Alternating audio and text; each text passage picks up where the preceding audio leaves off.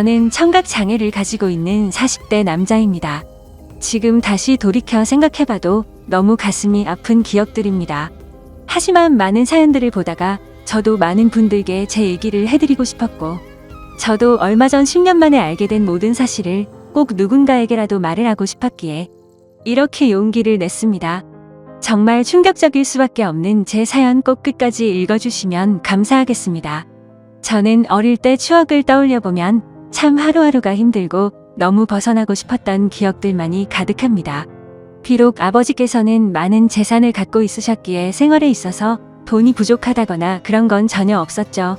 하지만 어머니가 제가 어린 나이에 집을 나가면서부터 제 인생은 참으로 쉽지가 않았습니다. 평소와 다를 바 없는 어느 날 제가 초등학교 4학년이 되던 해였습니다. 아버지는 갑자기 저보다 2살이 어린 잘생긴 남자 아이를 데리고 오더니 제 친동생이니 인사를 하라고 했습니다. 저는 어릴 때부터 많이 왜소했던 터라 그 아이는 저보다 키도 크고 체격도 훨씬 좋았었죠. 알고 봤더니 제 어머니는 아버지의 불륜 사실을 알고 나서 맞바람을 피시고 집을 나가셨던 겁니다. 별로 저에 대한 사랑도 크지 않으셨던 분이었기에 어머니는 열심히 살아라라는 마지막 한마디를 남기시고는 훌쩍 떠나버리셨죠. 그리고 제 동생의 친어머니는 갑자기 암투병을 겪다가 돌아가시게 되었고, 홀로 남겨진 아이를 내버려 둘 수가 없어서 아버지는 저희 집으로 데리고 오셨던 겁니다. 동생은 처음부터 제게 적대심이 굉장히 심했습니다. 자신의 어머니가 돌아가신 게 제 아버지 탓이라고 늘 생각했었고, 그런 아버지의 밑에서 곱게 자라고 있었던 제가 절대로 좋을 리가 없었죠. 집에서도 학교에서도 동생은 아버지가 없을 때면 저에게 짓궂은 장난을 쳤습니다. 저보다 덩치가 훨씬 큰 동생은 2살이 많은 제게 반말을 내뱉는 건 기본이었습니다. 하지만 형이 되어가지고 아버지에게 이런 사실을 이르기에는 너무 창피했죠. 그래서 그냥 아직 동생이 철이 없으니까 나중에는 달라지겠지라고 생각을 했습니다. 하지만 동생의 짓궂은 장난은 점점 도를 넘어서서 학교에서까지 그런 행동들이 생겨나더군요. 그래도 그때까지는 별거 아니라고 치부하고는 저는 참았습니다. 그런데 결국 그렇게 지내던 중 사건이 터지게 되었습니다. 제가 6학년이 되었을 때였습니다. 제 생애 처음으로 두근대는 감정을 느끼게 해준 여자가 나타났고, 그 당시 저는 그 여자를 아주 많이 짝사랑을 했습니다. 그래서 저는 그 친구와 가깝게 지내고 싶었고, 집에서 편지를 쓰기 시작했죠. 몇 번을 지우고 쓰고 반복하다가 깜빡 잠이 들었습니다. 그런데 제 편지를 동생이 방에서 읽었나 보더라고요. 갑자기 동생은 낄낄 웃으며 "너 연희 좋아하는구나. 네 주제도 모르고 고백을 하려고?" 라고 하더군요. 그래서 저는 처음으로 동생에게 화를 냈습니다. 왜 함부로 내 편지 읽고 그러냐며 욕을 하고 뛰쳐나갔죠. 그날 이후로 며칠이 지났을 때였습니다. 학교를 마치고 집으로 가고 있는데 저 멀리서 제 동생이 연희의 손을 잡고 제가 있는 쪽으로 걸어오고 있더군요. 그러면서 동생은 저를 가리키며 "우리 형인데 같은 반이라며?" 라고 웃더라고요. 그때부터 저는 도저히 참을 수가 없었습니다. 눈물이 나는 걸 질끈 참고 집으로 뛰어갔습니다. 집에 가자마자 분노가 폭발해서 펑펑 울면서 눈에 보이는 동생의 물건을 모두 다 던졌고 옷도 가위로 마구 찢어버렸죠. 30분 정도가 지났을 무렵 동생도 집으로 들어오더니 제게 뛰어들었습니다. 신체적으로 제가 당연히 불리했지만 저도 눈이 돌아간 상태여서 동생의 멱살을 잡고 서로가 처음으로 몸싸움을 하게 된 날이었죠. 그런데 정말 뜻하지 않은 큰 사고 벌어지고 말았습니다. 서로 몸싸움을 하다가 저는 옆으로 넘어지면서 귀가 가구에 크게 부딪혔고 결국 응급실에 실려가는 일까지 생겨버렸습니다. 치료가 끝나고 저는 한쪽 귀가 들리지가 않아서 이상하다고 생각하고 있는데 아버지는 눈가가 촉촉해 있었고 의사 선생님은 조심스럽게 말했습니다. 너무 안타깝지만 한쪽 귀가 영구적으로 청력 손실이 되었다고 하더라고요. 아직 어린 나이에 평생 제 귀가 상했다는 소리를 듣자마자 너무 화가 났습니다. 구석에 있는 동생에게 욕을 해대면서 달려들었고 마구 때렸습니다. 그러자 동생은 "네가 먼저 해놓고 왜 자기 보고 그러냐며 소리를 치더라고요. 그날 이후로 저는 한쪽 귀를 잃게 되었고 훗날 웃고 지낼 줄만 알았던 동생도 잃게 되었습니다. 학창 시절 내내 저는 귀가 잘 들리지 않아서 괴로운 생활을 보내게 되었습니다.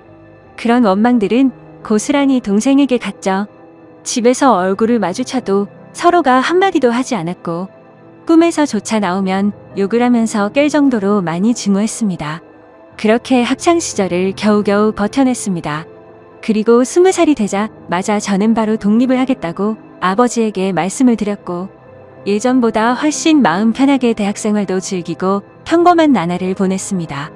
동생을 마주하지 않으니 다른 건 다 필요 없었고 마냥 행복했었죠. 그러다 제가 25살이 되던 해에 갑자기 병원에서 연락이 왔는데 충격적인 소식을 들려줬습니다. 지금 아버지께서 사고가 나셔서 마음의 준비를 하고 당장 오셔야 할 것 같다고 하더라고요. 저는 미친 듯이 울면서 곧바로 고향으로 내려갔습니다. 아버지께서는 의식이 없으신 상태셨고 동생은 군대에 가 있었던 상황이라 보이지가 않았습니다. 제발 아버지가 깨어나시길 간절히 바랬지만 결국 제 바람은 이뤄지지가 않았죠. 아버님은 그렇게 제 곁을 떠나시게 되었고 제게는 가족이라고는 서류상으로 있는 형식적인 동생만 존재할 뿐 사실상 제 곁에는 아무도 없어지게 되었습니다. 그렇게 장례를 치르고 있는데 변호사분이 찾아와서 제게 유산에 관련한 걸 안내해 주더군요. 아버지는 제게 미안한 마음이 크셨는지 본인 재산의 90%를 제게 상속하셨고 10%는 동생에게 남긴다는 내용이었습니다. 그리고 제 의지에 따라서 재산을 더 분배할 수가 있다고 되어 있었죠. 동생도 아버지의 소식을 듣고 휴가를 나왔고 저는 그 모습을 보는데 보자마자 욕이 나왔고 도저히 마주치기가 싫었습니다. 그래서 그냥 내가 있을 테니 너는 그냥 눈에 띄지 말고 들어가라고 말했죠. 울고 있던 동생은 네가 뭔데 이래라 저래라냐며 또 티격태격하게 됐고 유산은 어차피 너한테 10%밖에 가지 않을 거니까 그렇게 알고 있으라고 말했고 마음 같아서는 1%도 주기 싫다고 역겨우니까 말도 걸지 말라고 하고는 나와버렸습니다. 그런데 원래 성격 같아서는 날뛰었어야 할 애가 가만히 있더라고요. 아무쪼록 그렇게 아버지를 떠나보내게 되고 나서 저는 다시 서울로 올라가서 생활을 시작하게 됐습니다.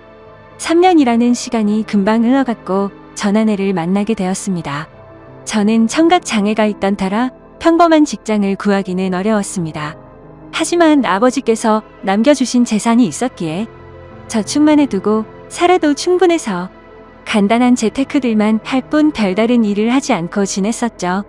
그런데 어느 날 자주 가던 부동산에서 중개업자분이 저보고 결혼을 해야 할 때 되지 않았냐고 하더니 소개를 시켜준다고 하더라고요.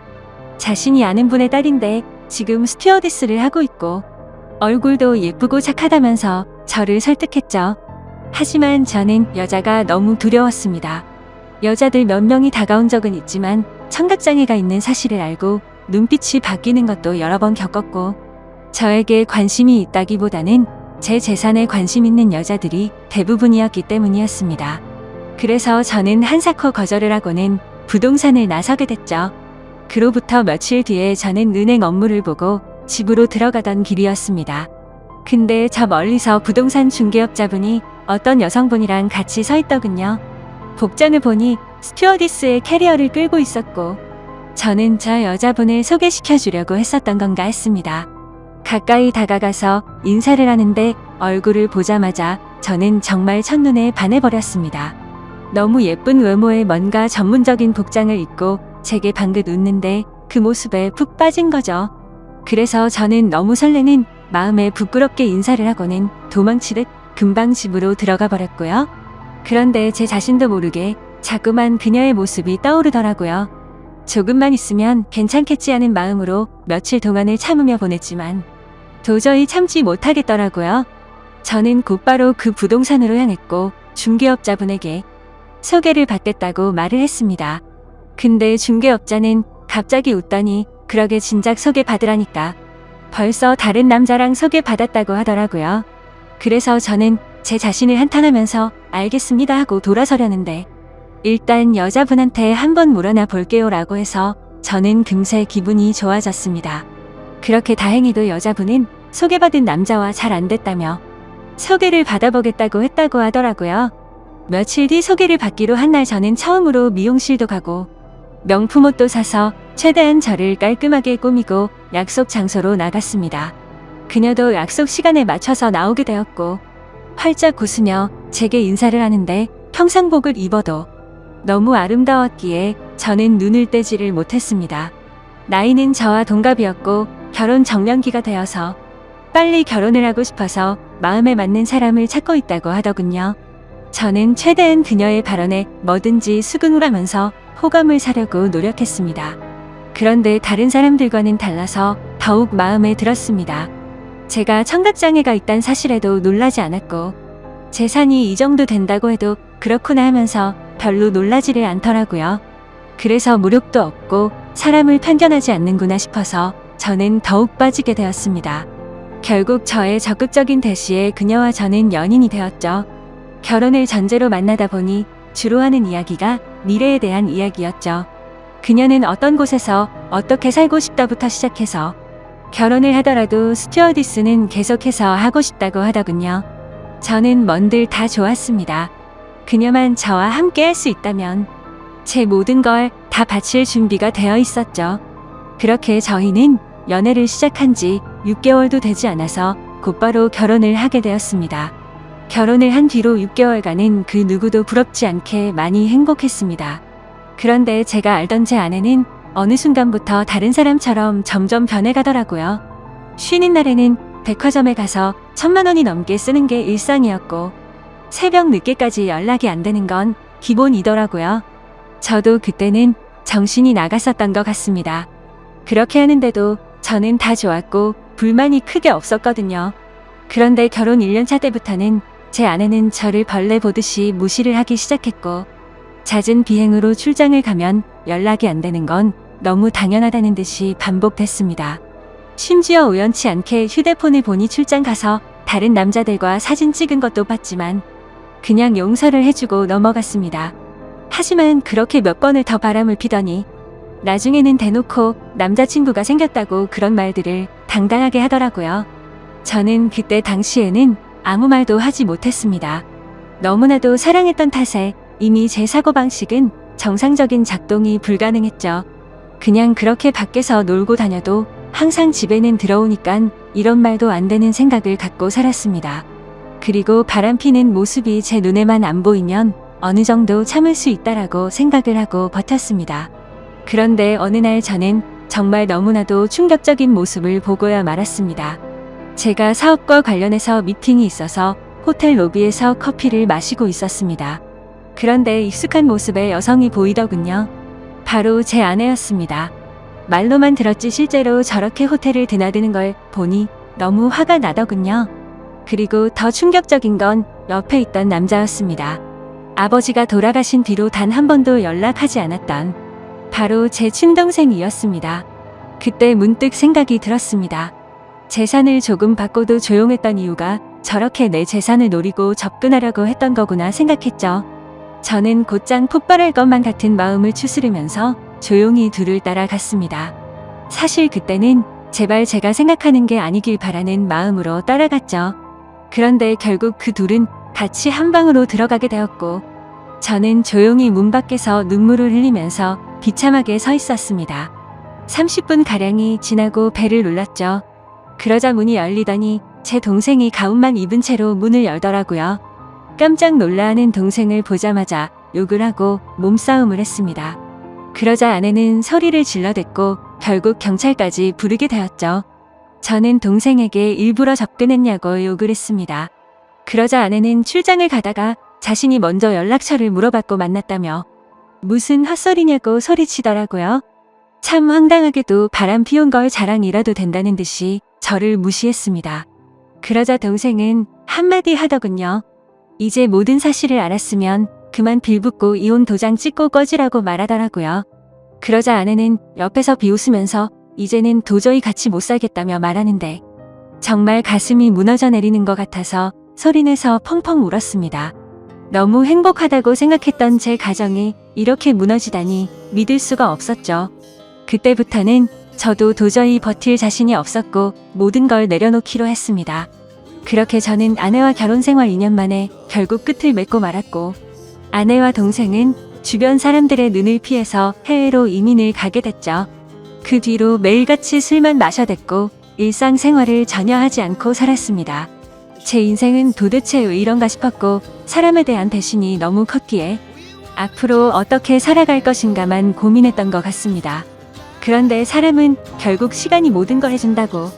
한 해, 두 해가 지나갈수록 저도 모르게 웃고 지내고 있더라고요.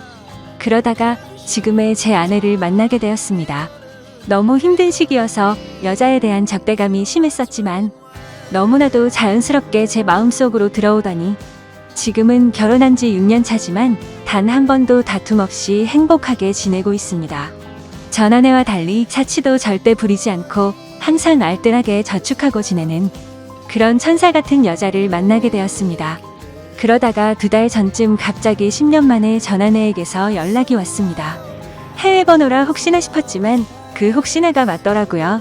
저는 차갑게 말했습니다. 무슨 염치로 감히 나한테 전화를 다 하냐고 했죠. 예전에 있었던 일은 미안했다며 사과부터 하더군요. 그리고 그 다음으로 한 말은 정말 좀 많이 놀랐습니다. 사실은 동생이 이민을 오고 나서 2년도 채우지 못하고 세상을 떠났다고 하더라고요. 술만 마시면 매일같이 욕하던 동생이 이미 이 세상에 없다고 하니 너무 많이 놀랐습니다. 그래서 말을 더듬으며 물었습니다. 아니 왜 갑자기 멀쩡하더 내가 왜 죽었냐고. 그리고 죽은 지가 8년이 됐는데 그걸 왜 이제 말하냐고 했습니다. 그러자 전 아내는 할 얘기가 많은데 전해줄 것도 있으니까 다음 주에 들어가서 만나서 이야기하자고 하더라고요. 그렇게 일주일이 흐르고 난 뒤 저는 전 아내와 만나게 되었습니다. 물론 제 아내에게는 예전에 있었던 일도 다 말해줬었고 동생의 소식을 말해주면서 만나고 온다고 미리 말했는데 오히려 저를 위로해주면서 조심히 다녀오라고 했죠. 저는 단도직입적으로 물었습니다. 도대체 어떻게 된 건지 말을 해달라고 했습니다. 그러자 전 아내는 갑자기 눈물을 흘리면서 사과부터 하더라고요. 내가 정말 죽어마땅한 사람인데 너무 미안하다며. 사실은 그때 당시 소개를 시켜줬던 부동산 중개업자와 전 아내는 둘이 만나고 있었던 사이였답니다. 제 재산을 알고 의도적으로 접근을 했었고 그 덕분에 결혼을 하고 나서 제 돈을 흥청망청 쓰면서 몰래 비자금도 많이 빼돌렸다고 하더군요. 그리고서는 말했습니다. 사실 당신 동생을 많이 원망하고 있을 것 같은데 정말 이렇게 계속 살다가는 자신이 미쳐버릴 것 같다면서 용기를 냈다고 하더라고요. 동생과 전 아내는 불륜 사이가 맞았답니다. 물론 그건 전 아내만의 생각이었다고 했죠. 동생은 전 아내와 이민을 가고 나서 곧장 모든 사실을 밝혔답니다. 사실은 암에 걸려서 회복이 불가능한 상태였고 당신을 형 옆에서 떼어내려고 했다고 말했답니다. 그런데 전 아내는 이미 제 동생에게 많이 빠져 있어서 동생이 떠나는 날까지 옆에서 있었다더군요. 그리고는 제게 노트를 건넸습니다. 사실 동생은 절대로 이 비밀을 제게 말하지 말라고 해서 평생 말하지 않으려고 했답니다. 그런데 얼마 전에 한국으로 다시 돌아오려고 짐을 정리하다가 이 노트를 발견했고 내가 이 말을 안 하면 마음에 죄책감이 들어서 절대로 인간으로서 살아갈 자신이 없다면서 주더라고요. 그렇게 전 아내는 미안하다면서 앞으로 잘 지내라고 하고는 자리를 떠났고 저도 차로 돌아가서 침착하고 노트를 펼쳤습니다. 아버지와 저 그리고 동생이 찍은 유일한 사진이 끼워져 있더군요. 일기는 매일같이 쓰지는 않았고 동생의 어머니가 돌아가신 이후로 특별한 날들마다 쓴 것 같았습니다. 제가 청각을 잃은 날 쓴 일기를 보니 동생의 마음을 어느 정도 알 수가 있었습니다. 동생은 저에게 사고를 입힌 뒤로부터 매일같이 죄책감에 시달려 살았던 것 같습니다.